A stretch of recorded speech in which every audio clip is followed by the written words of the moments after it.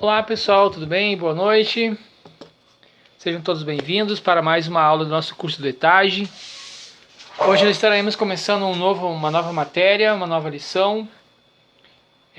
Vamos para Epístolas Paulinas 1. Romanos e Gálatas, a justificação pela fé e a liberdade em Cristo. Na primeira aula, ou nas primeiras aulas, no livro 1, nós vimos sobre a bibliologia. Nós vimos aí algumas matérias importantíssimas que abriram o caminho, que sedimentaram o caminho para nós compreendermos melhor as Sagradas Escrituras.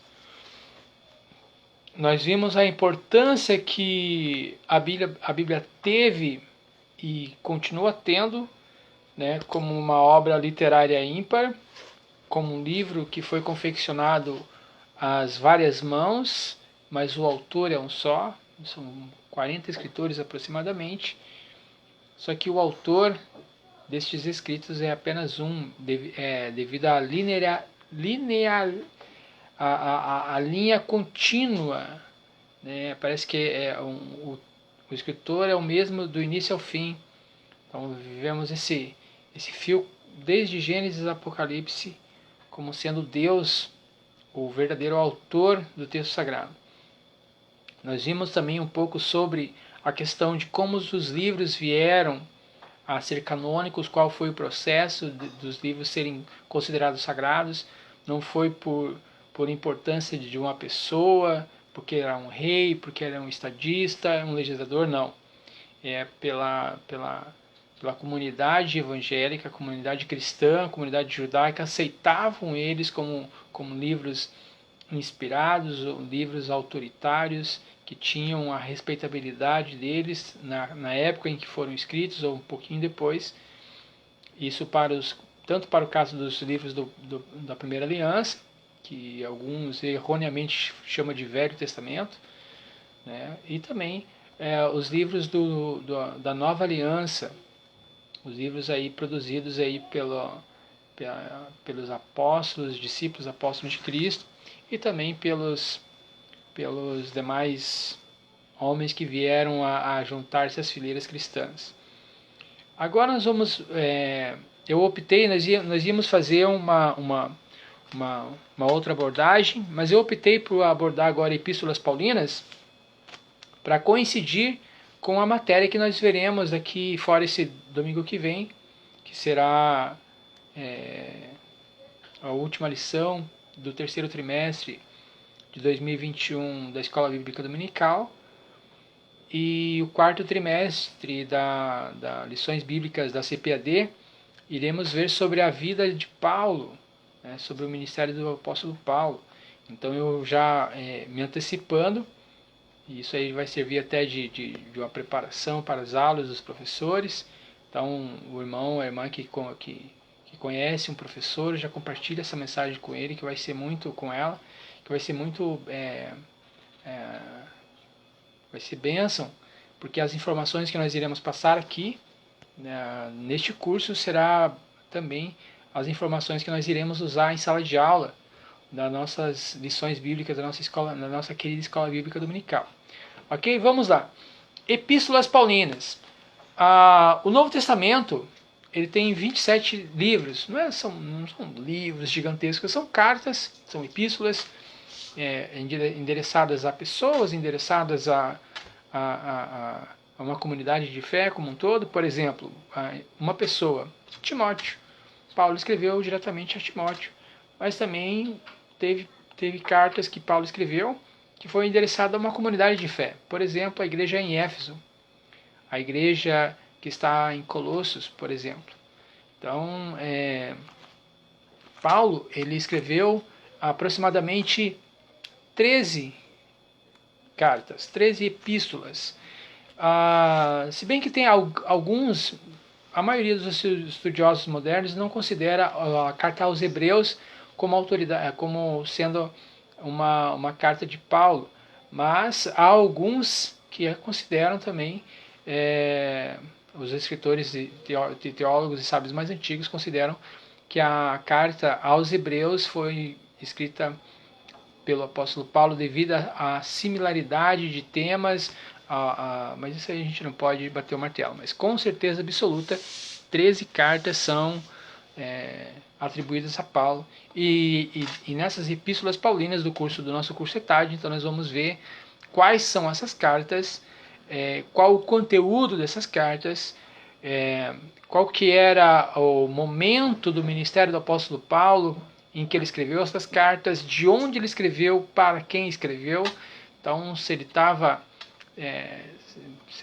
por exemplo, na Antioquia da Síria, se ele estava em Éfeso, se ele estava em Troade, para quem que ele escreveu, o que que ele escreveu, aonde ele escreveu, como ele escreveu, o que estava acontecendo na época. Então, nós vamos aí, durante esse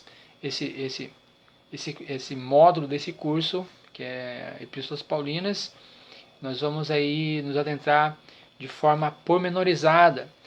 Peço a Deus a graça, a sabedoria para que os irmãos e eu sejamos abençoados com essas lições. Pois bem, se você não tem o livro do nosso curso de ETAD, o nosso curso, se você não tem um livro, você pode pedir para mim que eu possa enviar para você, o módulo PDF dele. Então, para você acompanhar as lições, você pode pedir aí, coloque nos comentários ou mande uma mensagem para mim no meu WhatsApp. E aí eu mando para você o PDF do nosso material. Introdução à Epístola aos Romanos. Bem, a introdução ela é bem básica, né? Gente, quem foi o apóstolo Paulo? Eu separei 2 materiais aqui que eu achei muito interessante, mas muito interessante mesmo, que eu quero compartilhar com os irmãos. O primeiro texto que eu quero compartilhar com vocês é um material que o irmão Ciro Sanches Zibordi, ele escreve num livro fantástico, fenomenal, que é Procuram-se Pregadores como Paulo. E o outro material também que eu separei é o texto que o pastor Hernandes Dias Lopes escreveu sobre o apóstolo Paulo, em seu livro denominado, deixa eu ver aqui, Paulo, o maior líder do cristianismo. Então, pegar esses dois textos iniciais sobre Paulo, que vai ser interessante. Tenho certeza que os irmãos vão gostar do conteúdo dessa introdução falando sobre o apóstolo Paulo. Primeiramente, vamos pegar aqui o livro do pastor Ciro Sanches Zibordi, que tem vários livros lançados pela CPAD, um comentarista das lições bíblicas, um professor maravilhoso, um comentarista que eu respeito muito e gosto muito. Vamos lá, vamos apresentar Paulo, a apresentação. Epístolas Paulinas, a definição de epístola. Primeiro, antes de nós falarmos sobre Paulo, vamos definir o que é epístola. Gente, você, seja sincero comigo. O que é epístola? Você já parou para pensar? Se alguém chegasse e perguntasse, irmã, o que é uma epístola? O que é a epístola de Paulo? O que você responderia? Você suaria frio, pegaria o celular e ia para o Google? Ou você já tinha a resposta na ponta da língua? Bem, para tirar essa preocupação, eu anotei aqui, e é uma definição bem tranquila, todos vão entender. Bem, epístola é cada uma das cartas dos apóstolos às primeiras comunidades. Ok? Então, a epístola de Pedro, a epístola de Tiago, a epístola de Paulo, são seus escritos, são cartas. Vamos lá. Se Paulo vivesse, Ciro Sanches comentando no início do seu livro, Procuram-se Pregadores como Paulo. Se Paulo vivesse em nossos dias, teria um invejável currículo Lattes, cujo cabeçalho seria mais ou menos assim: Saulo, entre aspas, Paulo de Tarso, conferencista internacional, pós-doutor pela Pentecostal University of Antioch, 44 depois de Cristo, doutor pela Pentecost University of Jerusalem, mestre pela University of the Arabian Desert, onde elaborou técnicas da pesquisa operacional aplicadas à otimização da pregação transcultural e estabelecimento de igrejas autóctones. Graduou-se no Gamaliel College, escreveu 13 livros ou epístolas: Epístola aos Gálatas, 49 d.C., Primeira e Segunda Epístola aos Tessalonicenses, 51, 52 d.C., Primeira Epístola aos Coríntios, 56 d.C., Segunda Epístola aos Coríntios e a Epístola aos Romanos, 57, 58 d.C., Epístola aos Colossenses, Epístola aos Filipenses, Epístola aos Efésios, Epístola a Filemão, Epístola a Tito, Primeira e Segunda Epístola a Timóteo, do período de 61 a 67 d.C. Jubilou-se em Roma em 29 de junho de 67 d.C. e desde então descansa de suas obras no terceiro céu. Essa é uma apresentação, e ele continua, interessante, do pastor Ciro Sanches em relação a Paulo. Gracejos à parte, quando o apóstolo Paulo começou a pregar o evangelho, já tinha um ótimo currículo vitae. Israelita da tribo de Benjamim, Romanos 11:1, Filipenses 3:5, nascido na província da Cilícia, uma cidade tipicamente grega, foi criado aos pés de Gamaliel, instruído conforme a lei do Senhor. Então esta é a apresentação de Paulo pelo pastor Ciro. Agora vamos à apresentação de Paulo pelo pastor Hernandes Dias Lopes. Irmãos, todos esses materiais aqui eu posso passar para os irmãos, caso os irmãos queiram. Aqui eu tenho material PDF desses livros que eu estou citando, então eu posso passar para os irmãos tranquilamente, é só os irmãos pedirem. Então o pastor Hernandes Dias Lopes, ele começa assim a apresentação do seu livro, Paulo, o maior evangelista do cristianismo. O apóstolo Paulo foi certamente o maior evangelista, o maior teólogo, o maior missionário e o maior plantador de igrejas de toda a história do cristianismo. Plantou igrejas nas províncias da Galácia, Macedônia, Acaia e Ásia Menor. Nenhum homem exerceu tanta influência sobre a nossa civilização, nenhum escritor foi tão conhecido e teve suas obras tão divulgadas e comentadas quanto ele. Embora tenha vivido sob fortes pressões internas e externas, não deixou jamais sua alma ficar amargurada. Paulo foi o maior bandeirante do cristianismo, seu expoente mais ilustre, seu arauto mais eloquente, seu embaixador mais conspícuo. Pregou com zelo aos gentios e aos judeus nas escolas, nas cortes, palácios, sinagogas, praças e prisões. Ele enriqueceu a muitos sem nada possuir. Embora tenha experimentado fome e frio, suportado cadeias e tribulações, passado os últimos dias numa masmorra fétida e enfrentando o martírio por ordem de um imperador insano, sua vida ainda inspira milhões de pessoas em todo o mundo. Sua conversão extraordinária foi um divisor de águas, não só em sua vida, mas também na história da humanidade. Antes dessa insólita experiência, foi o maior perseguidor do cristianismo. Depois dela, tornou-se seu maior arauto. Sua vida foi vivida sempre com grande ardor e paixão. Antes de sua conversão, seu zelo sem entendimento o levou a perseguir implacavelmente os cristãos. Depois de sua conversão, seu zelo pela glória de Deus o fez gastar-se sem reserva pelos cristãos. Então ele nos convida aqui a acompanhar com ele a vida desse gigante de Deus, enquanto o veterano apóstolo nos toma pela mão e nos guia pelas veredas de suas variadas experiências. É necessário termos os olhos abertos e o coração disposto para aprender com ele preciosas e ricas lições. Olha só que apresentação interessante.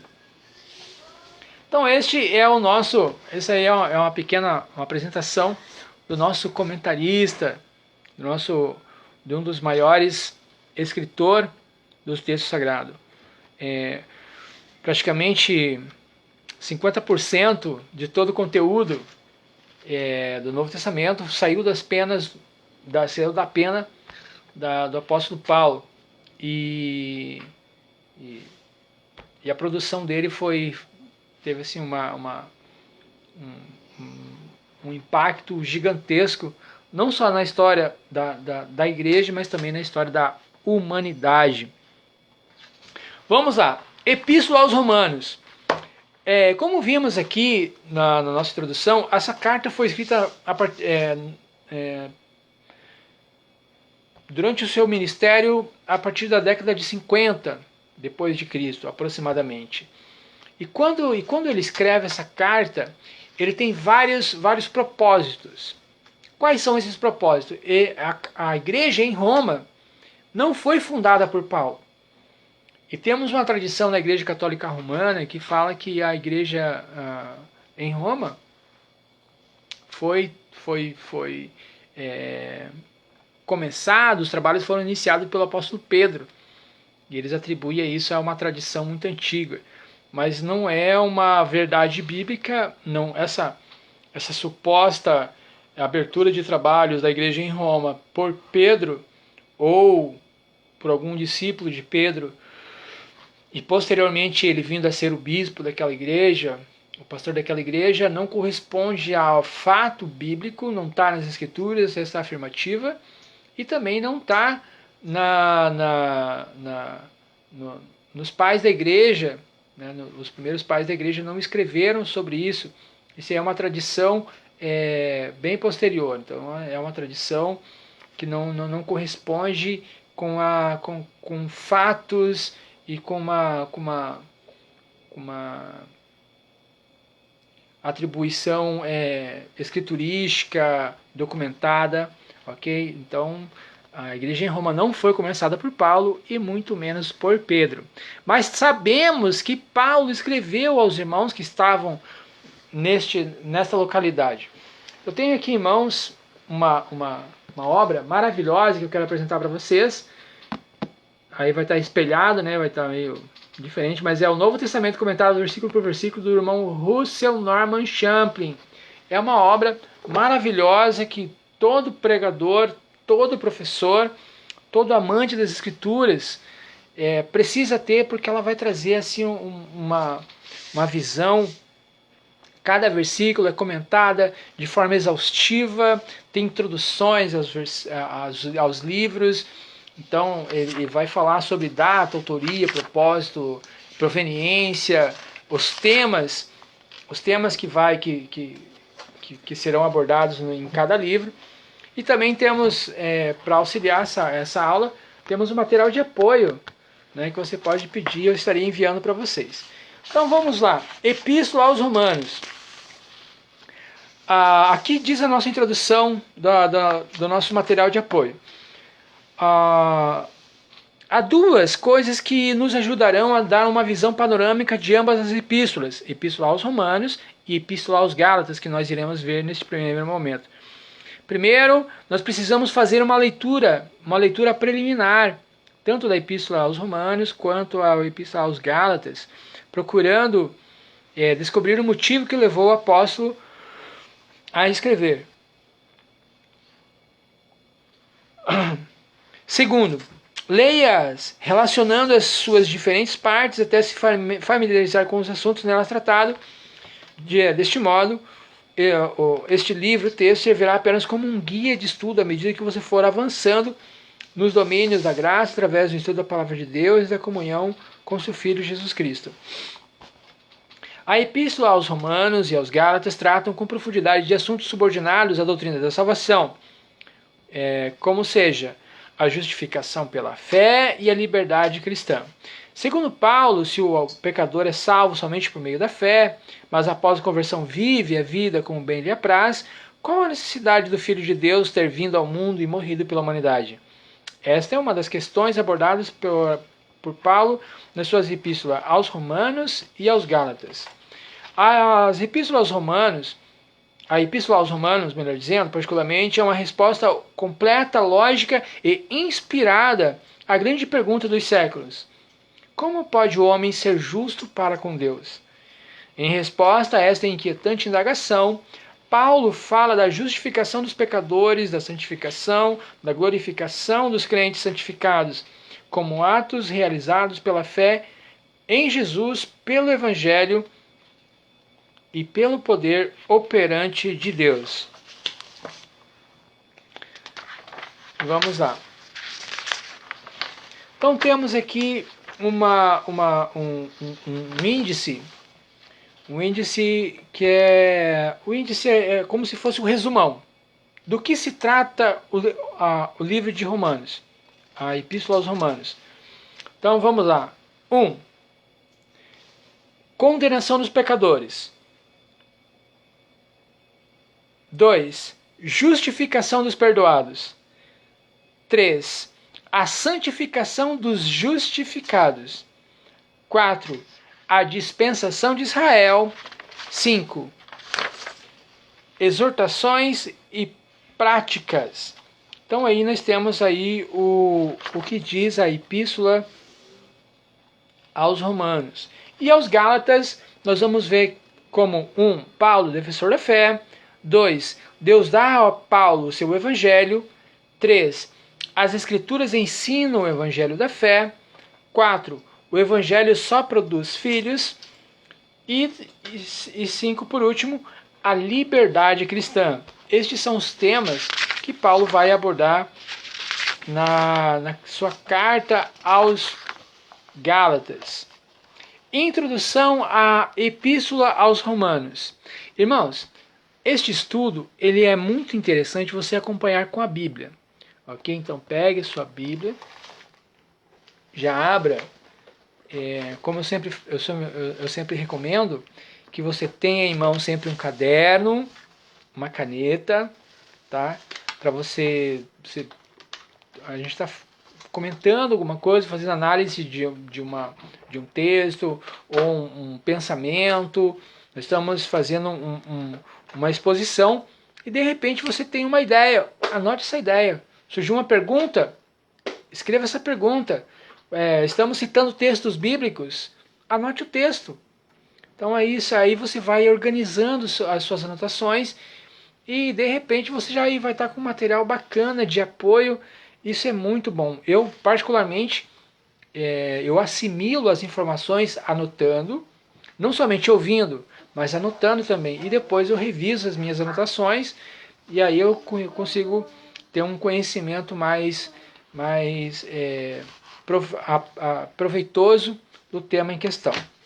Então pegue sua Bíblia, já deixa aberta na Epístola aos Romanos, ok? Na Epístola que Paulo escreveu à igreja em Roma. Nós vamos passear um pouquinho nessa primeira aula, principalmente vai ser uma aula introdutória, onde nós vamos ver alguns temas que serão abordados na Epístola aos Romanos, que eu quero deixar bem claro para os irmãos, algumas palavrinhas que não estão no nosso vocabulário cotidiano, rotineiro. Então, para a gente começar bem essa história, então vamos deixar bem claro algumas palavrinhas, alguns conceitos que vai nos esclarecer durante toda a nossa jornada, ok? Vamos lá. A Igreja Cristã em Roma. A história eclesiástica não registra o nome do fundador da igreja em Roma. Apesar disso, são muitas conjecturas levantadas em torno de tradições sugerindo o nome ou nomes de possíveis fundadores desta notável igreja do primeiro século. Existem tradições que vinculam a origem da igreja cristã em Roma aos nomes dos apóstolos Pedro e Paulo, sugerindo a fundação da mesma a um desses nomes. A crença de que tenha sido o apóstolo Pedro o fundador da igreja cristã em Roma é uma peculiaridade da teologia e dogmática da Igreja Católica Romana, com o propósito de oferecer uma base histórica à pretensão do primado do bispo de Roma, o Papa. Apesar das boas intenções que possam envolver essa questão, a afirmativa de que Pedro tenha sido fundador da igreja em Roma não encontra respaldo nas Escrituras nem em fontes históricas confiáveis. Sabemos, por exemplo, que por ocasião da Assembleia em Jerusalém, em Atos 15, Pedro ainda estava nessa cidade, ou seja, Pedro ainda estava em Jerusalém, e que de acordo com Gálatas 2,9, ele teve o seu ministério restrito aos judeus. Anuladas as possibilidades de que Pedro ou Paulo tenham sido os fundadores da igreja cristã em Roma, prevalece nos círculos cristãos mais ortodoxos a crença de que essa igreja tenha sido fundada pelos romanos, que, visitando Jerusalém por ocasião das festividades da Páscoa, aceitaram o evangelho de Cristo pregado por Pedro no dia do Pentecostes. É sabido, por exemplo, que durante os 28 anos seguintes a esse evento, muitos cristãos de todos os pontos do Oriente Próximo emigraram para Roma, alguns deles convertidos através do abrangente ministério do apóstolo Paulo. Sabemos que a igreja cristã na cidade de Roma já existia há algum tempo quando Paulo escreveu-lhe a epístola que tem o seu nome. Como diz Romanos, dá para se entender isso pela leitura de Romanos 1:8, capítulo 1, versículo 10, versículo 12, versículo 13 e também capítulo 15, verso 23. Vamos ver o que diz Romanos, capítulo 1, versículo 8. Abra sua Bíblia aí, como eu abro a minha Bíblia aqui. Primeiramente, dou graças ao meu Deus por Jesus Cristo, acerca de vós todos, porque em todo mundo é anunciada a vossa fé. Olha só. Irmãos, quando eu falo aqui em todo mundo, primeiramente aqui nós estamos vendo aqui que Paulo, ele já conhecia a igreja, já era famosa por ter irmãos, né, que tem vários irmãos ali cristãos em Roma. Segundo, ele fala que é conhecido em todo mundo. Não que seja em todo mundo, né, gente? Sabemos que já tinha pessoas aqui morando aqui nas Américas. E o pessoal aqui das Américas aqui, né, os nativos aqui do continente sul-americano, mas nem fazia conta, nem sabia que Deus existia, que Jesus existia. Não o nosso Deus, né? Daqui a pouco nós vamos ver essa questão de revelação geral, revelação especial, revelação suprema. Já vamos tocar nesse assunto. Então aqui nós já vamos ver que Paulo ele agradece a Deus porque em todo mundo a fé dos cristãos romanos já era anunciada. Vamos ver outro versículo? Versículo 13, versículo 12 e versículo 13. Isto é, para que juntamente convosco eu seja consolado pela fé mútua, tanto vossa como minha. Não quero, porém, irmãos, que ignorei que muitas vezes propus ir ter convosco, mas até agora tem sido impedido, para também ter entre vós algum fruto, como também entre os demais gentios. Então nós vamos ver aí que Paulo, ele corrobora, né, a informação conosco que já havia cristãos que ele não havia visitado, mas ele tinha vontade de estar com os irmãos. E aqui apareceu uma palavrinha interessante, que é gentio. Como também, verso 13, a última parte do versículo. Como também entre os demais gentios. Olha só, gentio é uma designação interessante que o apóstolo Paulo ele vai usar muito em suas epístolas. Mas eu pergunto para o irmão, para você que está aí desse lado, o que é um gentio? Será que é uma pessoa que é gentil com outra pessoa? Gentil com L ou é gentil com O? Esse gentil com O e não com L, gentil de gentileza, vamos ver o que os textos podem nos dizer sobre essa palavrinha. Eu anotei algumas coisas aqui sobre o que é gentil.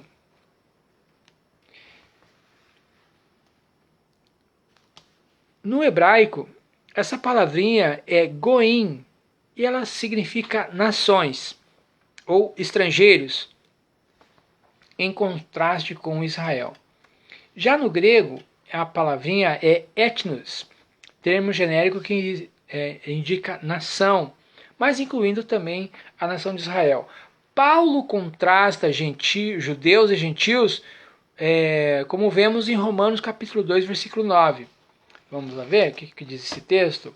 Romanos capítulo 2, versículo 9 diz: tribulação e angústia sobre toda a alma do homem, do qual, que faz o mal, melhor dizendo, primeiramente do judeu e também do grego. Essa palavra do grego é etnos. Outra também,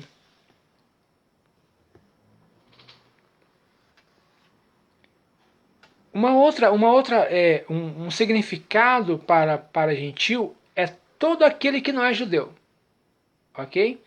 Então temos aí uma definição do ser humano nas palavras bíblicas, que é assim, ó, tem judeu, gentil e ímpio.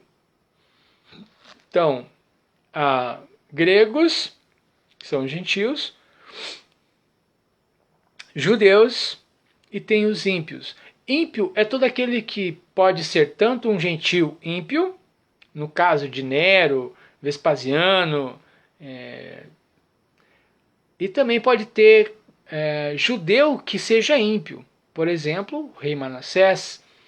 Então temos vários aí essa definição de pessoas na Bíblia. Então todo aquele que não é judeu é gentil. Logo, você e eu somos gentios pela nomenclatura, pela terminologia bíblica. Ok? Então, toda vez que você vê essa palavrinha gentil nos textos de Paulo ou em outros textos, sabe que está falando de uma pessoa que não é grega. Mas o termo aqui que nós vimos aqui, ele é usado, é o grego de Helen, a fim de indicar qualquer pessoa que não fosse judia, mas que falasse o grego.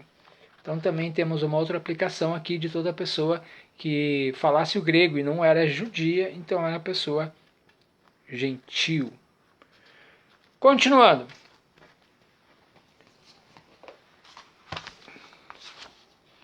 Lição 1. O cânon. Romanos no cânon sagrado. De origem eminentemente judaica, a igreja cristã em Roma logo teve suas fileiras engrossadas pelo grande número de gentios convertidos a Cristo. Uma olhada no capítulo 16 da Epístola aos Romanos salienta isto, pela grande quantidade de nomes de origem gentílica. Quando se fizeram as primeiras coleções dos livros do Novo Testamento, considerados canônicos, e nós já vimos, vamos revisar agora, o que é um livro canônico? O livro canônico é um livro autoritativo. São os livros que a igreja do primeiro século considerava que eles tinham, né, a chancela dos discípulos dos apóstolos de Cristo, os primeiros discípulos apóstolos de Cristo, e consideravam aqueles escritos inspirados pelo Espírito Santo e eram reconhecidamente livros para instrução. Era a única regra de fé e conduta dos cristãos. Então, para nós, a única regra de fé e conduta são os livros canônicos, inspirados. E o cânon foi fechado já no primeiro século. Saiba disso. Depois tiveram muitos outros escritos, outros discípulos. Por exemplo, o Pastor de Hermas foi escrito, né, no segundo século, aí, depois de Cristo. Temos vários outros livros, mas que não podem ser também atribuídos, dignos de autoridade ou inspirados pelo Espírito Santo. Tivemos livros também escritos, por exemplo, em homenagem a grandes personalidades bíblicas, que são considerados livros, eles são chamados de pseudepígrafos. Né? Então, tem o Apocalipse de Moisés, Apocalipse de Abraão, Evangelho de Tomé. Então, esses livros aí são atribuídos a grandes personalidades, mas também a igreja primitiva não aceitou esses livros como autoritários e inspirados. Ok? Então vamos lá. Continuando. A Epístola aos Romanos já estava incluída desde as primeiras coleções de livros canônicos. Isso nos pronunciamentos de grupos ou pessoas mais ortodoxas ou heréticos. A própria Bíblia, conforme a segunda Epístola de Pedro, capítulo 3, versículo 15 a 17, ao citar Romanos 2,4, prova a canonicidade dessa epístola, quando lhe chama de escritura. Esse é o mais antigo pronunciamento que temos quanto à canonicidade de qualquer dos livros do Novo Testamento. Vamos ver? Abre sua Bíblia aí, que eu abro a minha Bíblia aqui. Então, desde os primórdios da igreja, os escritos de Paulo já eram considerados de inspirados. Olha o que diz o apóstolo Pedro em sua segunda epístola, capítulo 3, versículos 15 e 17. Olha só o que o apóstolo Pedro diz. Segunda epístola de Pedro, capítulo 3, versículo 15 em diante. Eu vou esperar você achar esse texto, porque a segunda Pedro é difícil achar. Mas fica no final da Bíblia, viu, gente? Finalzinho da Bíblia. Achou aí, irmão? Então vamos ler o texto. Ó. E tende por salvação a longanimidade de nosso Senhor, como também o nosso amado irmão Paulo vos escreveu, segundo a sabedoria que lhe foi dada, falando disso como em todas as suas epístolas, entre as quais há pontos difíceis de entender, que os indoutos e inconstantes torcem, e igualmente as outras escrituras, para sua própria perdição. Portanto, amados, sabendo isso de antemão, guardai-vos de que, pelo engano dos homens abomináveis, sejais juntamente arrebatados e descaiais da vossa firmeza. E aí vem então o famoso texto que é bem conhecido da Igreja do Senhor. Antes, crescei na graça e conhecimento do nosso Senhor e Salvador Jesus Cristo. A Ele seja dada glória, assim agora como no dia da eternidade. Amém. Então aí vimos textualmente que o apóstolo Pedro colocava a epístola de Paulo aos Romanos e todas as outras epístolas no mesmo nível que as outras escrituras, como diz aqui o verso 16, a última parte que diz que os indoutos e inconstantes torcem e igualmente as outras escrituras. Então ele coloca as escrituras aqui, que o apóstolo Pedro está falando, da Bíblia hebraica, como já nós vimos aí, a Bíblia hebraica também em bibliologia. Se você não acompanhou as nossas aulas sobre bibliologia, veja aí na nossa playlist aí de vídeos aí do YouTube, tá lá as aulas 1, 2, 3, 4, e também essa aqui agora é a primeira aula da Epístola das Paulinas, ok? Então estamos bem assessorados com o apóstolo Paulo aqui, a gente vai entendendo um pouquinho mais a palavra do Senhor.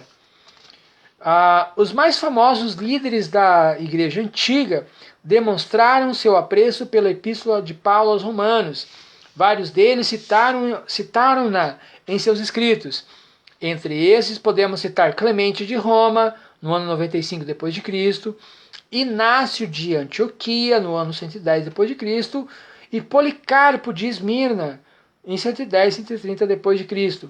Nas epístolas de Clemente e de Policarpo, respectivamente, são citados os trechos da epístola aos Romanos, capítulo 1, versos 29 e 32, capítulo 14, versículos 10 ao 12. Prova incontestável que eles não somente tinham conhecimento do teor dessa epístola, mas também aceitavam sua autoridade apostólica. Irineu citou a passagem da Epístola aos Romanos, capítulo 4, versos 10 e 11, em seus escritos. Então temos uma abundância de citações dos primeiros irmãos, dos primeiros discípulos da era pós-apostólica. Então vamos já na nossa nosso esboço da nossa epístola. Então do capítulo 1 ao capítulo 3, versículo 20, a Epístola aos Romanos, ela vai te falar de um tema específico. E que tema específico é este, Nilson? Bem, é a condenação dos pecadores. Irmão, mas eu aprendi que o Evangelho é amor, a mensagem de Jesus é amor. Claro que é amor. Jesus é o amor. Né? Os homens não são amor, os homens amam. Mas o nosso Senhor Jesus, ele é o amor. Contudo, entretanto, porém, todavia, há outros atributos de Deus. O amor é um deles. Mas há um outro atributo. Sabia que um dos atributos de Deus é ira? Outro atributo do Senhor é justiça. E o que é justiça? Daqui a pouco nós vamos ver. Calma só um pouquinho, daqui a pouco nós vamos trazer a definição de justiça que você vai pegar sua caneta, você vai pegar um papelzinho e vai anotar, porque a gente precisa ter esses conceitos muito bem fixados em nosso coração, para que possamos entender as Escrituras Sagradas de forma clara, abrangente, para nós não cairmos no engodo dos falsos mestres. Nos tempos de Jesus já havia falsos mestres, Jesus combateu os falsos mestres, Pedro, Paulo, Tiago, João, eles combateram falsos mestres em seu tempo, e o nosso tempo não é diferente. Há muitos que se arrogam pregadores, ensinadores, trazendo um outro evangelho que não é o evangelho do Senhor. Então Deus está preparando, está capacitando você para que você seja um defensor do verdadeiro evangelho. Paulo inicia a sua epístola aos Romanos enfatizando a sua entrega pessoal total a Cristo como Senhor, como servo chamado e separado para o Evangelho de Deus. Em seguida, ele cumprimenta seus leitores com uma saudação peculiar em quase todas as suas epístolas. Diz eles: a todos os amados de Deus que estáis em Roma, chamados para ser de santos, graça a vós, outros, e paz da parte de Deus, nosso Pai, e do Senhor Jesus Cristo. Versículo 7. Do capítulo 1. Em seguida, Paulo expressa o desejo e a esperança de, pela primeira vez, visitar a igreja em Roma, capital do Império. Após suas saudações e contatos iniciais com seus leitores, o apóstolo Paulo vai ao que mais interessa na sua epístola. Nos 3 primeiros capítulos, ele aborda sobre os mais diferentes ângulos a condenação universal dos pecadores, seja eles gentios ou judeus. Paulo mostra que todos os homens, sem distinção, estão debaixo do pecado. A aparente inocência do gentio, a alegada lealdade do judeu ou o elevado conhecimento filosófico do grego não são motivos suficientemente fortes, capazes de justificar o pecador e excetuá-lo da condenação divina. Só o conhecimento da gravidade de viver uma vida de pecado e a decisão de abandoná-lo para seguir a Cristo colocará o homem salvo da ira de Deus. É sobre a condenação universal dos pecadores que esta lição aborda. Olha só que interessante. O tema central da Epístola aos Romanos é a revelação da justiça de Deus ao homem e a aplicação desta à sua necessidade espiritual. O tema é, assim, basilar em toda a experiência cristã, pois ninguém pode entrar em contato com Deus senão depois de estabelecida uma via de acesso adequado. Esta epístola dirige-se especialmente aos gentios. Olha só, então só nesse primeiro trecho aqui eu quero destacar algumas palavrinhas chaves para nós começarmos aí a nos aprofundar no texto bíblico. O tema central dessa epístola, nós já demos a definição hoje do que é uma epístola. A epístola é uma carta escrita à igreja, como no caso das epístolas de Paulo, de Pedro e de Tiago. Aos Romanos é a revelação da justiça de Deus.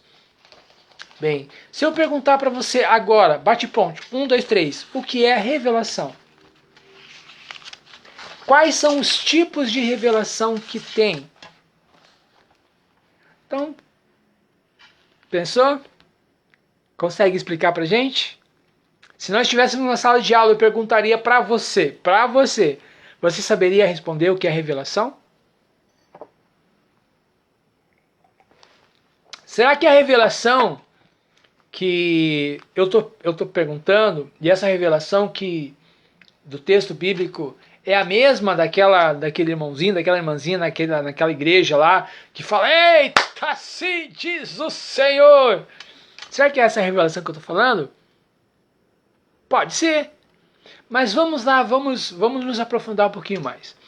A Bíblia Sagrada ela vai trazer três principais tipos de revelação. Tem a revelação, escreve aí, revelação são três principais: revelação geral, especial e suprema. Ok? Revelação geral. Vamos lá. Salmos, anota aí, Salmos 19:1. Os céus manifestam a glória de Deus, e o firmamento anuncia as obras de suas mãos. Olha aí. Então, pela revelação, pelo mundo, pelo cosmos que há, isso aí já é uma revelação que existe um Criador, um Deus que criou todas as coisas. Essa é a revelação, que é a definição de revelação geral. O Dr. Finney Jennings Dake, ele vai trazer um comentário interessante que eu quero compartilhar com os irmãos. O irmão Finney Jennings, comentando o Salmo 19, ele vai falar o seguinte: se os céus enumeram a glória de Deus e registram as infinitas obras do Criador, se o firmamento manifesta a obra de suas mãos e confirma a existência de Deus, se o dia constantemente jorra as palavras de ensino, e se a noite declara o conhecimento de Deus, então a existência de Deus é confirmada em todos os lugares. Olha que definição maravilhosa sobre a definição, sobre essa revelação geral. Revelação do hebraico é safar, no grego é sofia, que significa contar, narrar, relacionar, enumerar, registrar como um escritor. Revelação especial, é externa, uma voz, um vento. Deus ele se manifestou e se revelou de forma especial nas Escrituras. Nós vemos ele se revelando a Moisés através de um arbusto, de uma sarça que pegava fogo e não se consumia. Também temos aqui uma definição de revelação maravilhosa que eu quero compartilhar com os irmãos. Vai estar lá em Números. Abra sua Bíblia comigo. Números. Tem, olha só, Gênesis, Êxodo, Levítico, Números. Capítulo 12. Números, capítulo 12, versículo 6. Olha só uma passagem sobre a revelação do Senhor. 12, versículo 6. E disse: ouve agora as minhas palavras, se entre vós houver profeta, e eu, o Senhor, em visão a ele me farei conhecer, ou em sonhos falarei a ele. Então Deus fala que ele se revela aos profetas. Olha só que texto maravilhoso também. Nós temos em Atos, capítulo 9, outra manifestação da revelação especial de Deus. Abra a sua Bíblia aí, que eu abro a minha Bíblia aqui. Pegou as Escrituras Sagradas? Pegou a sua Bíblia? Pegue sua Bíblia. Abra em Atos, capítulo 9, verso 3 e verso 4. Olha o que diz o texto bíblico. Redobre a sua atenção. Atos, capítulo 9, versículo 3 e 4. Diz o texto sagrado: e, indo no caminho, aconteceu que, chegando perto de Damasco, subitamente o cercou um resplendor de luz do céu, e caindo em terra, ouviu uma voz que dizia: Saulo, Saulo, por que me persegues? Então aqui nós temos um encontro de Saulo com Deus, e é uma revelação especial. Então nós já vimos pela Bíblia Sagrada que Deus ele se revela de forma geral, que é através das coisas que ele criou. Temos aí, são vários versículos que falam sobre Deus se revelando através da criação, mas o Salmo 19 ele sintetiza muito bem essa questão. Vimos também dois textos dessa revelação especial externa que Deus faz. E agora vamos para a revelação suprema. A revelação suprema do Senhor Jesus para as nossas vidas. A revelação suprema de Deus está lá em Hebreus, capítulo 1, versículo 1. Anote esse texto que é muito importante. Hebreus 1:1. Achou aí? Achou? Tem certeza? Se você não tem a Bíblia aí agora, então pega uma caneta, anota os versículos que eu estou mostrando para você. Então, são 3 tipos de revelação principais das Escrituras.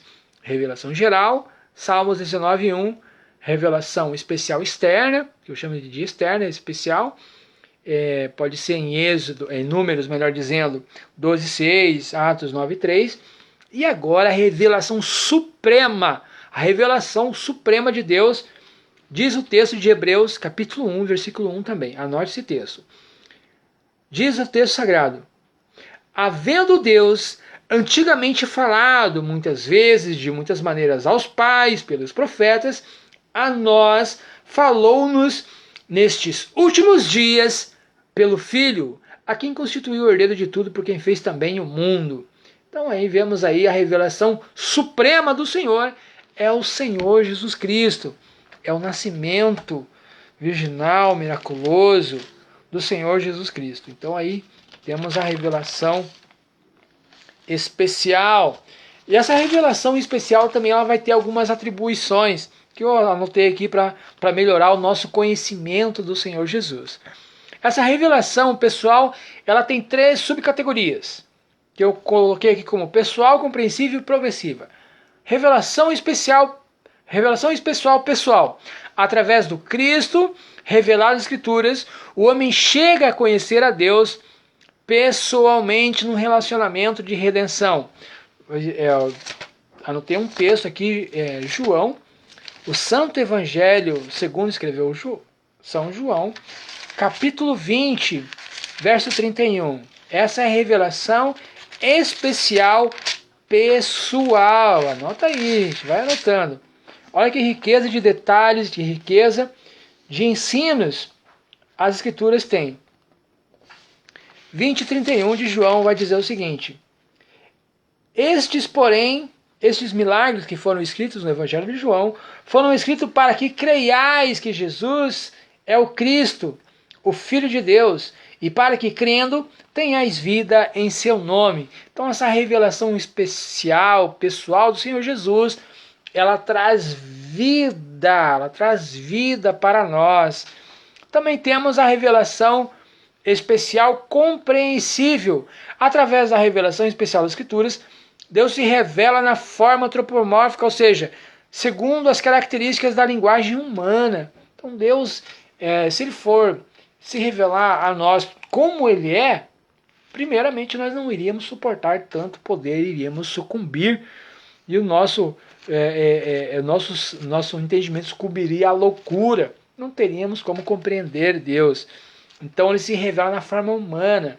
O próprio Deus, então, ele tem linguagens, né, os olhos do Senhor, os braços estão estendidos, suas mãos.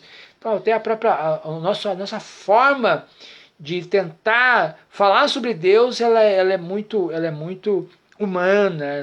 Não temos como chegar à perfeição da descrição, mas ela já serve, é um bom caminho. E também temos a revelação especial progressiva. Deus não nos revelou tudo de uma vez, não nos revelou todas as verdades de uma só vez, que nos queria transmitir através da revelação bíblica. Interessante que nós vemos essa revelação progressiva. Por exemplo, na primeira aliança, que chamamos na Bíblia hebraica, nós vemos ali a compreensão de Deus de uma forma, de certa forma, limitada. Aí veio a plenitude dos tempos. Então Deus, na pessoa do Senhor Jesus, então ele se revela de forma mais abrangente. E de lá para cá, nós vamos ver que nós estamos progredindo na compreensão dos mistérios de Deus. Por exemplo, há doutrinas bíblicas que nem os próprios apóstolos eles tinham um conhecimento certo e absoluto. Por exemplo, eles tinham uma deficiência gigantesca em compreender que Jesus, o Espírito Santo e Deus, eles pertencem à mesma essência divina. O próprio Senhor Jesus chamou a atenção dos discípulos. Os discípulos falaram: Senhor, se você nos mostrar o Pai, nós vamos realmente acreditar que você é Deus. Aí Jesus falou assim: ué, mas vocês estão me vendo direto, gente. Como assim vocês querem que eu apresente o Pai? Se eu estou com vocês direto, eu não estou entendendo o que vocês estão falando. Então eles não tinham essa compreensão desse mistério que é a Trindade divina. Eles não compreendiam a Trindade. Hoje nós, de forma limitada, de forma ainda meio que ainda tateando no escuro essa doutrina, nós temos uma compreensão um pouquinho maior sobre a Trindade. Outra doutrina bíblica que os discípulos, apóstolos de Jesus não conheciam de forma clara, de forma plena, e hoje nós compreendemos, é a doutrina das últimas coisas. Hoje nós temos a revelação completa, a Bíblia completa, a revelação escriturística completa. Então hoje nós olhando para o todo, nós pegamos textos lá da primeira aliança, do primeiro concerto, da segunda aliança, da aliança melhor, né, da aliança definitiva, né, que é a nova aliança, é o Novo Testamento, e nós juntamos várias partes e vamos montando essa catedral, esse edifício, que são as doutrinas bíblicas, e uma delas é a doutrina da escatologia bíblica, que fala sobre os tempos do fim. O que a Bíblia diz em relação aos tempos do fim, quais são as características dos personagens. Temos aí vários personagens que irão aparecer no cenário mundial, por exemplo, a figura do famigerado anticristo, quem será ele. O texto sagrado, o apóstolo Paulo vai falar sobre ele. Então aí nós vamos ver também, é um dos módulos que nós iremos aprender nesse curso, que é o curso da escatologia bíblica, que vai falar sobre essas profecias em relação ao tempo do fim. Então nós temos aí essa revelação progressiva. Ok? Então são 3 tipos de revelação: revelação geral, revelação especial e revelação suprema. E dentro da revelação especial nós temos a pessoal, a compreensível e a progressiva. Ok?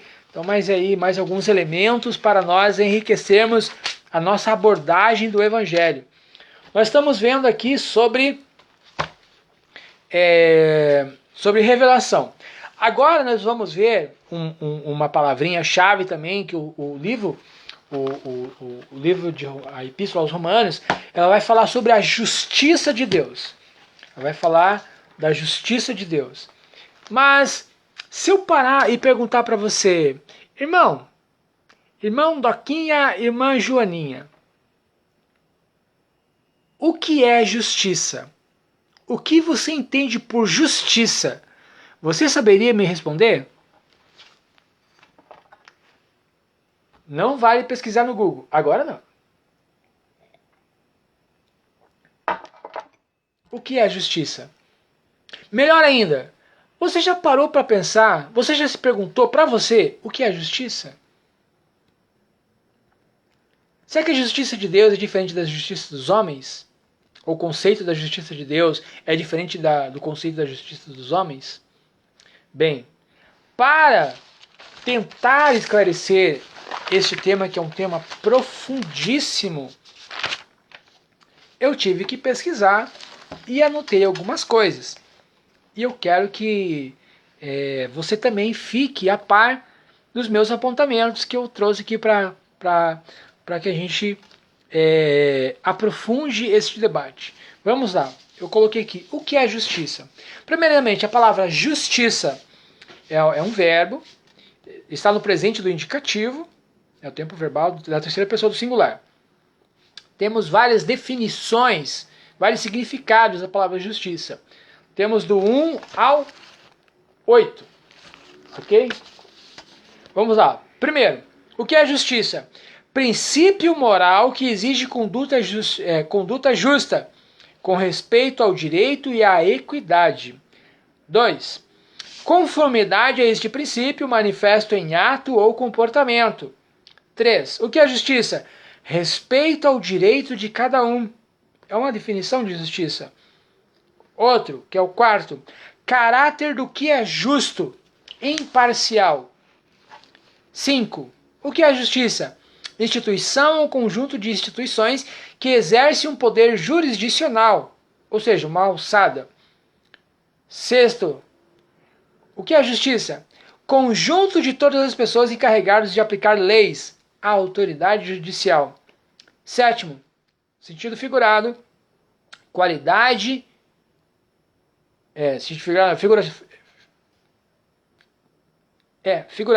figurado, qualidade de verdadeiro ou correto, e também razão, motivo. Sinônimos, antônimo do que, o que não é justiça. Vamos começar assim, depois a gente vai falar sobre o que é sinônimos. Mas agora vamos falar dos antônimos. O que não é justiça? O que não é justiça é a injustiça, trapaça, simulacro, insensatez, desequilíbrio, parcialidade. Então isso não é justiça. E sinônimos de justiça. Aí tem vários sinônimos aqui que eu anotei para você. Correção, verdade, legitimidade, direito, competência, correção, imparcialidade, sensatez, virtude, o certo é quem merece, certo, faculdade, foro, honesto, honrado, probo, reto, prudência. São todas essas palavras sinônimas de justiça. E eu trouxe aqui também um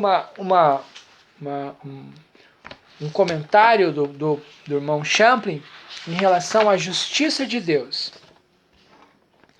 Olha só, ele comentando a Epístola aos Romanos, no capítulo 1, versículo 17. Olha o que Champlin vai dizer. Muitos têm dito e escrito acerca sobre a significação da expressão justiça de Deus. E agora aqui eu também quero dar um pequeno esclarecimento. Nós vimos o significado da palavra justiça, ok? Agora o irmão Champlin ele vai comentar sobre o que é a justiça de Deus, ok? Estamos certos até aqui? Beleza? Vamos lá. Abaixo damos algumas principais ideias a respeito. Aí, meu Deus, se eu for ler tudo isso aqui, nós vamos ficar 3 dias e 3 noites. Eu vou dar umas rápidas pinceladas sobre o que ele diz. 1. Essa justiça de Deus designaria a natureza intrinsecamente santa de Deus ou seu próprio caráter justo. Ver Romanos 3:5. Talvez seja usado no sentido de que Deus vindique sua justiça, ou seja, torna conhecida qual seja esta justiça. 3. Todavia, essa justiça não é meramente uma descrição de um atributo divino, mas também subentende uma espécie de natureza que ele injeta nos remidos.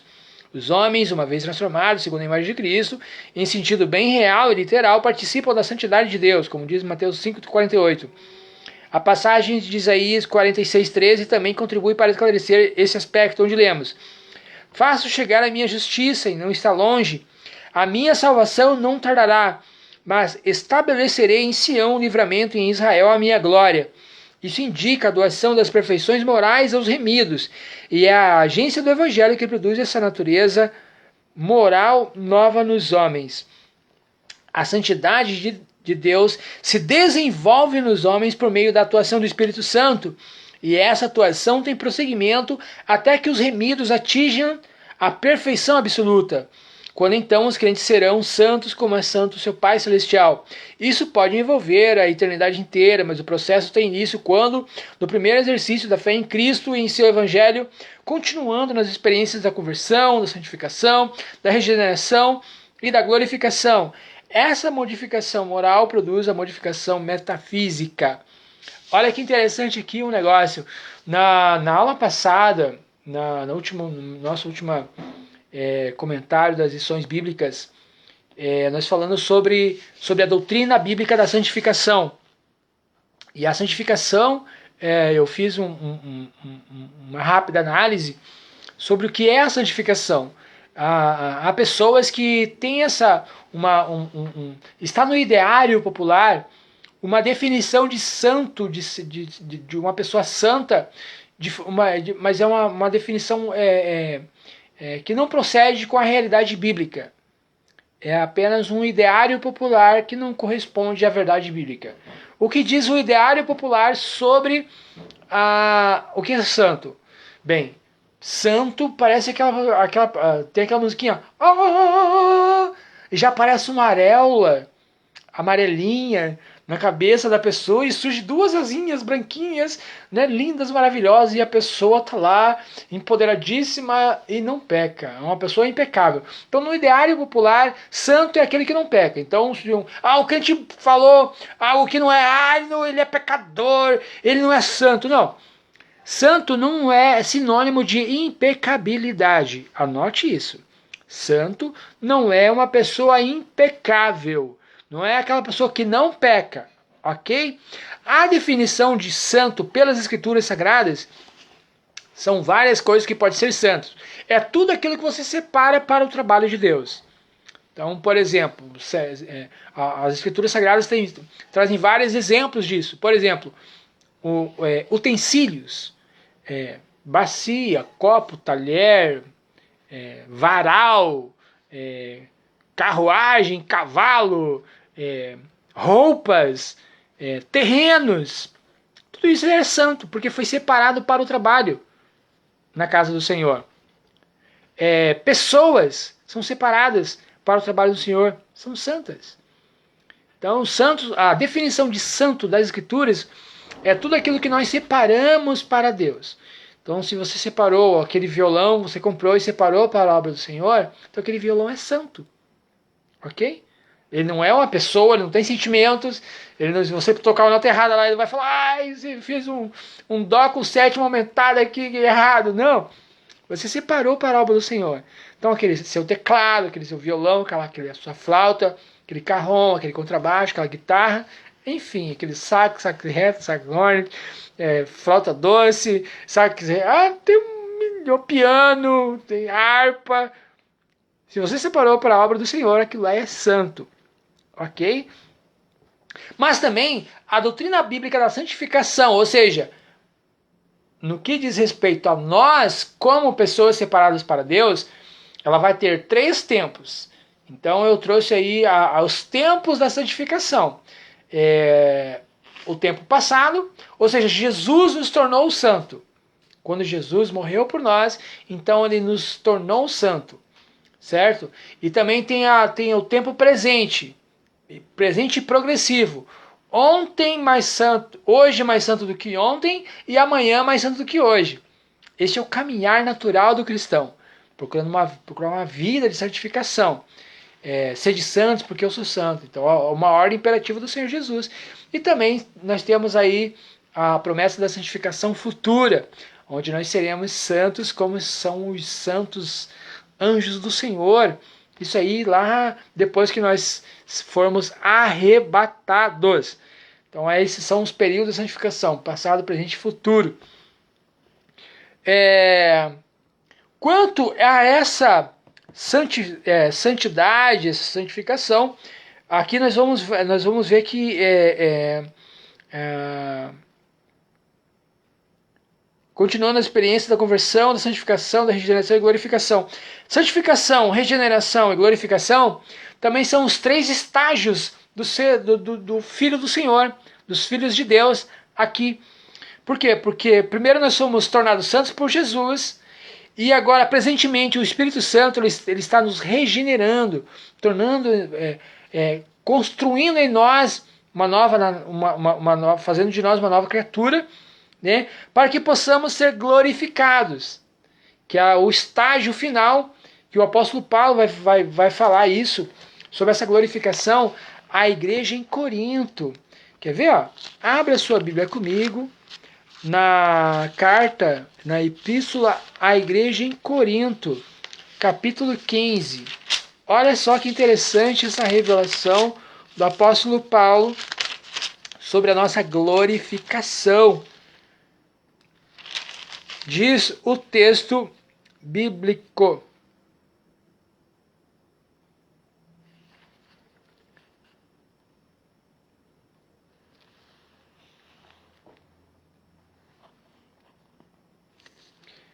verso 51. Primeira epístola, primeira carta, primeira missiva de Paulo à igreja em Corinto, capítulo 15, versículo 51. Uma boa ideia. Diz o texto bíblico: eis aqui vos digo um mistério. Na verdade, nem todos dormiremos, mas todos seremos transformados. Essa transformação é a glorificação que ele está falando. No momento, no abrir e fechar de olhos, ante a última trombeta, porque a trombeta soará e os mortos ressuscitarão incorruptíveis, e nós seremos transformados. Olha só que interessante isso. Porque convém o que isso que é corruptível se revista de incorruptibilidade. E isto que é mortal se revista de imortalidade. E quando isso que é corruptível se revestir de incorruptibilidade, e isso que é mortal se revestir de imortalidade, então cumprir-se-á a palavra que está escrita: tragada foi a morte na vitória. Glória a Jesus por isso. Então aí nós seremos glorificados. Essa é uma promessa que eu espero que você esteja aguardando, e eu estou aguardando demais. A palavra justiça de Deus, esse adjetivo reto, justo, tem uma palavrinha do grego que é dikaios. Reto, justo. É um adjetivo, ou seja, uma qualidade, que aparece no presente versículo, e isso ilustra o sentido dessa palavra. Esse adjetivo é usado com relação a Deus e a Jesus Cristo. Com relação a Deus, 1 João 1,9, João 17,25, Apocalipse 16,5 e Romanos 3,26. Com relação a Jesus, são palavras que são atribuídas a Deus, e agora Jesus. 1 João 2,1, 3,7, Atos 3,14, 7,52, 22,14. No presente versículo, esse vocábulo de Caios, reto, justo, indica a norma eterna da santidade divina. Ok? Então aí nós temos aí algumas definições, né, sobre a santidade de Deus. Você vê que cada palavrinha que aparece no texto bíblico, ela tem uma profundidade muito grande, gente, muito grande. Então é por isso que eu estou trazendo aqui essas definições logo nessa primeira aula inicial sobre as epístolas paulinas, para nós termos uma ideia do que se trata. A epístola à igreja em Roma, segundo a maioria dos sábios e estudiosos, a epístola aos Romanos é a mais teórica e teológica carta do apóstolo Paulo. Então aqui ele já está há alguns anos na estrada, alguns anos como pastor de igreja, como apóstolo fundador, já passou por inúmeras situações, e o Espírito Santo já ensinou tanto ele, que revelou tantos mistérios, que agora ele já é capaz de ir condensando esses ensinamentos para que a igreja não se perca, para que os irmãos não sejam a unidade de ensino das Escrituras seja deixada de lado. Por quê? Porque havia já, logo no princípio, pessoas que estavam deturpando o ensino do Evangelho, deturpando a mensagem de Cristo. Por exemplo, nós vamos ver aí um exemplo claríssimo nas Escrituras, que no livro de Atos, capítulo 15, nós vamos ver aí judeus se deslocando de várias localidades, indo até onde o irmão Paulo e o irmão Barnabé estavam pregando e ensinando a palavra do Senhor. Eles querendo impor regras da religião judaica para os novos cristãos. Então isso aí estava perturbando o povo do Senhor. Olha só, abra sua Bíblia comigo. Vamos ver aí um pedacinho desse trecho, desse acontecimento. Olha o que estava acontecendo. Atos, capítulo 15, versículo 1. Lembrando que Atos, esse livro, ele foi escrito por Lucas, que é um dos companheiros de Paulo. Lucas é um dos companheiros de Paulo. E ele se junta a Paulo. Olha só, ele se junta na viagem missionária de Paulo, na segunda viagem missionária de Paulo, no capítulo 16, versículo 10, olha o que diz aí, Paulo sendo inserido no ministério, na viagem junto com Paulo. Olha só, 16:10 de Atos. E logo depois da visão, procuramos partir para a Macedônia, concluindo que o Senhor nos chamava para lhes anunciarmos o Evangelho. Então aqui, textualmente, Lucas se insere no contexto. Então ele se sai, o relato do livro de Atos sai da terceira pessoa para a primeira pessoa. Então aqui em Atos 15, a partir do versículo 1, nós vamos ver aí a necessidade de doutrinas escritas, de cartas para as igrejas. Porque olha o que estava acontecendo. Então, alguns que tinham descido da Judéia ensinavam assim os irmãos: se não vos circuncidardes conforme o uso de Moisés, não podeis salvar-vos. Tendo tido Paulo e Barnabé não pequena discussão e contenda contra eles, resolveu-se que Paulo e Barnabé e alguns dentre eles subissem a Jerusalém aos apóstolos e aos anciãos sobre aquela questão. Então, os judeus que haviam aceitado a fé, eles estavam obrigando os novos convertidos a também a assimilarem a cultura judaica, os ensinamentos da lei mosaica. Né?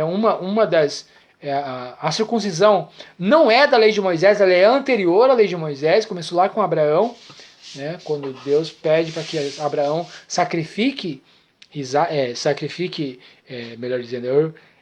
circuncide o seu filho Isaac ao 8º dia. Aí nós temos aí Ismael, que é o irmão mais velho dele, foi circuncidado também aos 13 anos de idade. E então vemos aí que essa tradição da circuncisão, ela vai ser muito forte, um forte argumento que Paulo vai ter que enfrentar. Então, para combater este e vários outros ensinos diferentes, então eles precisavam se organizar. Neste contexto aqui, foi o primeiro concílio da igreja, onde os sábios eles se encontraram ali. Temos aí Pedro, Tiago, Paulo e Barnabé como os expoentes desse encontro. Então a igreja resolveu não impor nenhuma outra obrigação, senão abster-se de comer carne sufocada, da prostituição, e também para eles não aplicar outra coisa. Aqui, verso 29. Que vos abstenhais das coisas sacrificadas aos ídolos, do sangue, da carne sufocada, da fornicação, destas coisas bem fareis se vos guardardes, bem vos vai. Então essa aqui é a resolução final deste primeiro concílio. Então vemos que Paulo também, aos Gálatas, quer ver? Abra sua Bíblia aí, Gálatas, capítulo 1.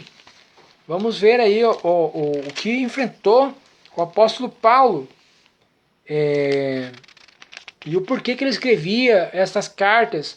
Porque ele enfrentou muita oposição.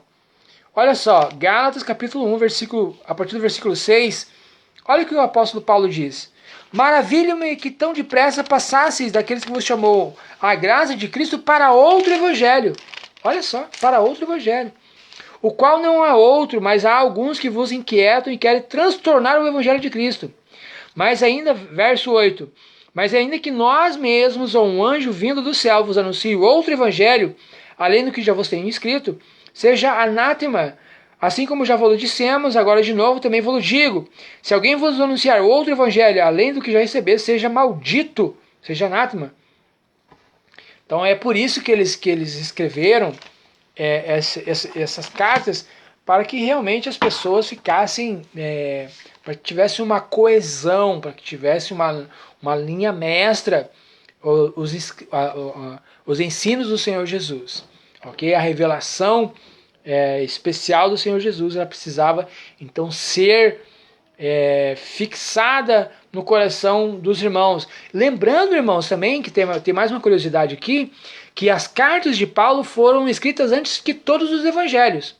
Porque o primeiro evangelho a ser escrito, todos os evangelhos não, mas assim, primeiro foi escrito algumas cartas de Paulo, depois foi escrita o primeiro evangelho. Tanto é que o primeiro evangelho foi escrito por um irmão que Paulo dispensou, que era para ser a segunda viagem dele junto com Paulo. Paulo e Barnabé, quando eles saíram em sua primeira viagem missionária, né, que os irmãos, o próprio Espírito Santo falou assim, ó, apartai-me Barnabé e a Saulo para uma obra que eu vos tenho chamado. Então eles saíram, saiu Paulo, saiu Barnabé, e Barnabé levou seu sobrinho também, João Marcos. Só que aí chegou na metade do caminho, a Bíblia não fala porquê, mas João Marcos retrocedeu. Ok, tranquilo, Paulo não falou nada. Quando Paulo resolve revisitar os irmãos para ver como é que estavam as igrejas, como é que tinha sido a implantação da igreja, Barnabé quer levar o seu sobrinho de novo, João Marcos.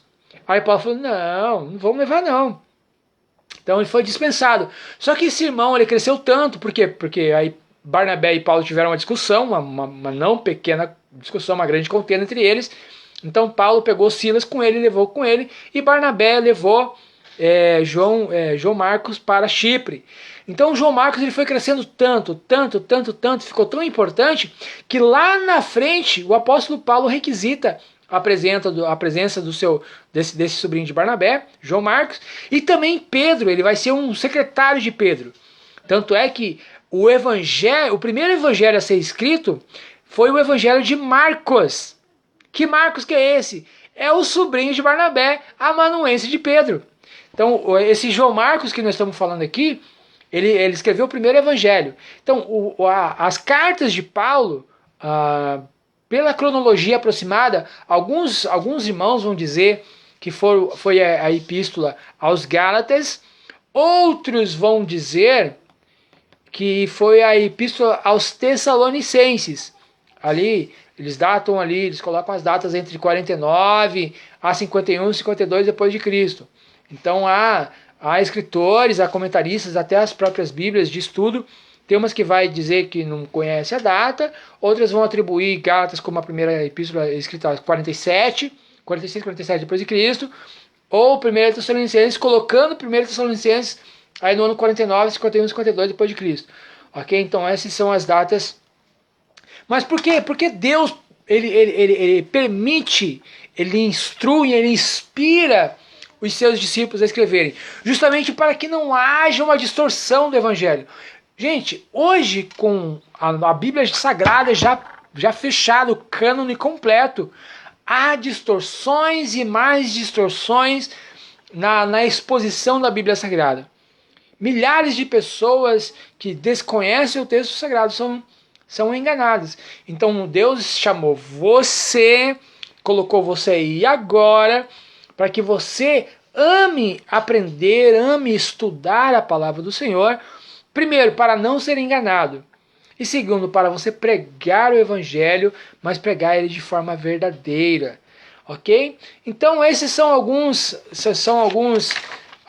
pormenores que nós vimos hoje, né? Na próxima aula nós vamos continuar com essa lição sobre a culpa dos gentios, estamos dentro do capítulo 1, da epístola de Paulo aos Romanos. Será uma epístola maravilhosa, são temas que demandam uma atenção bem maior da nossa parte, para nós estudarmos, para nós meditarmos, para nós aprendermos, porque aqui na epístola aos Romanos vai estar a base teológica de toda a teologia pentecostal. Então precisamos aí nos atentar principalmente para uma doutrina chamada doutrina da soteriologia. Aí vamos ter vários irmãos que não vão concordar com o nosso posicionamento, mas eu os amo de paixão. Temos aí a soteriologia de Paulo, ela vai ser interpretada de uma forma pelos irmãos calvinistas, né? E também temos aí uma outra posição que é a soteriologia arminiana.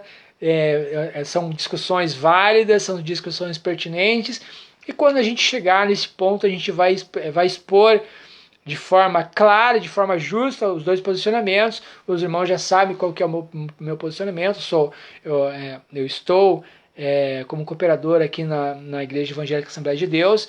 Então nós professamos, nós temos um alinhamento muito grande com a teologia arminiana, né, da soteriologia.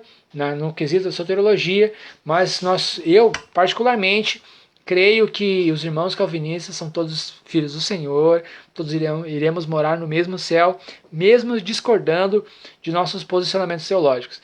Então que Deus abençoe os irmãos, que Deus venha colocar em seus corações cada vez mais o desejo de conhecer a palavra do Senhor. O Senhor Jesus fala que precisamos crescer em graça e em conhecimento para que possamos responder com mansidão e temor à razão da fé que há em nós, para que não sejamos destruídos. Afinal, a ignorância ela vai destruir o povo do Senhor. O Senhor Jesus ele vai falar que o povo dele foi destruído porque lhe faltou conhecimento. Então, se você está aqui, então você é um candidato fortíssimo a ser um vencedor, a conhecer um pouquinho mais as Escrituras Sagradas. Que Deus abençoe a todos. Compartilhe essa mensagem, compartilhe essa aula para que mais pessoas tenham acesso. E nos vemos na próxima quarta-feira, na próxima aula sobre Epístolas Paulinas 1. Estamos analisando a Epístola de Paulo aos Romanos. Que Deus abençoe a todos e até a próxima, querido Deus.